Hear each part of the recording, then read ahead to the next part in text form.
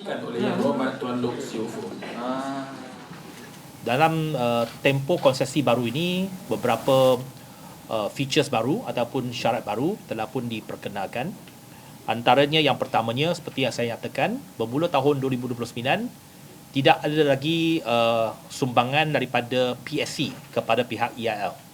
Kerana dalam tempoh 30 tahun pertama, setiap penumpang yang menggunakan KLIA, bayaran passenger service charge kepada MHB sebahagiannya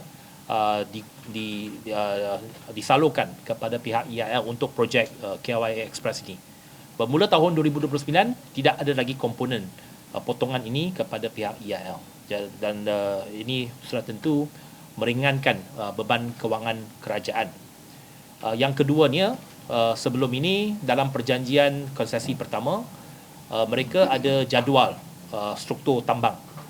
Setiap 5 tahun dibenarkan untuk meningkatkan kadar tambang. Jadi apabila kerajaan tidak membenarkan kadar tambang itu meningkat, maka perlu ada pampasan daripada pihak kerajaan kepada pihak operator. Ini seumpama macam perjanjian-perjanjian tol. Sekiranya kerajaan tak benarkan kenaikan tol, dalam kes ini kenaikan kadar tambang, maka kerajaan perlu tampung ataupun perlu memberikan pampasan. Ini merupakan satu beban kewangan yang besar kepada kerajaan. Jadi dalam perjanjian konsesi tambahan ini, bermula tahun 2029, peruntukan ini tak ada lagi. Kadar tambang itu akan ditetapkan oleh pihak operator sendiri mengikut kadar pasaran.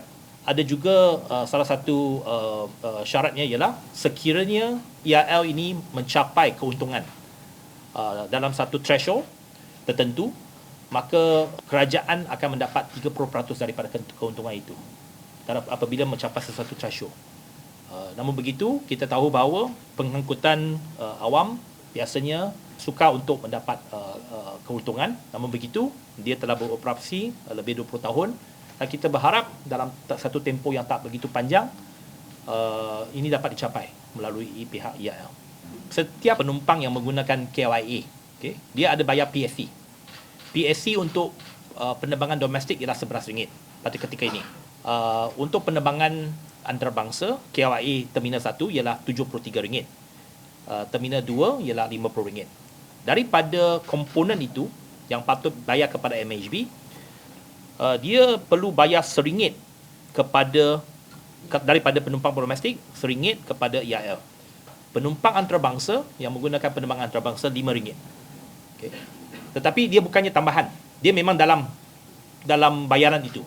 Bukannya tambahan kepada penumpang. Dia daripada itu dia dikeluarkan, disalurkan kepada pihak EIL. Tetapi at the expense of kerajaan. Jadi kalau komponen ini tak perlu bayar kepada pihak EIL, maka itu adalah komponen kerajaan yang kita tak perlu tampung. Saya difahamkan mereka memang pada ketika ini tak ada niat nak meningkatkan kadar tambang. Tetapi saya galakkan mereka untuk cari pendekatan baru. Umpamanya memperkenalkan pas bulanan kepada pengguna harian. Sebab di KLIA ini ada satu kumpulan penumpang yang menggunakan perkhidmatan ini tiap-tiap hari.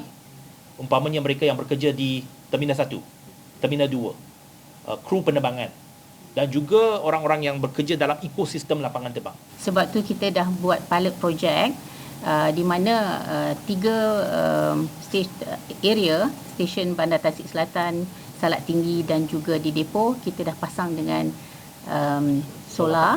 Dan the next one which is yang paling tinggi kadar kita bayar bil elektrik ni ialah untuk traction power untuk train.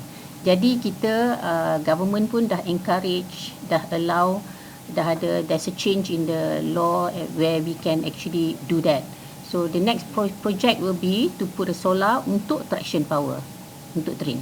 Kita baru saja lepas daripada pandemic COVID, jadi we are trying to get more ridership untuk mendapatkan semula tahap yang di 2019 tu tahap.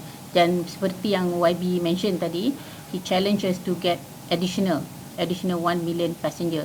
So we have to work hard in order to get that level of passenger dahulu. Mungkin dan kita akan dia tak ada perancangan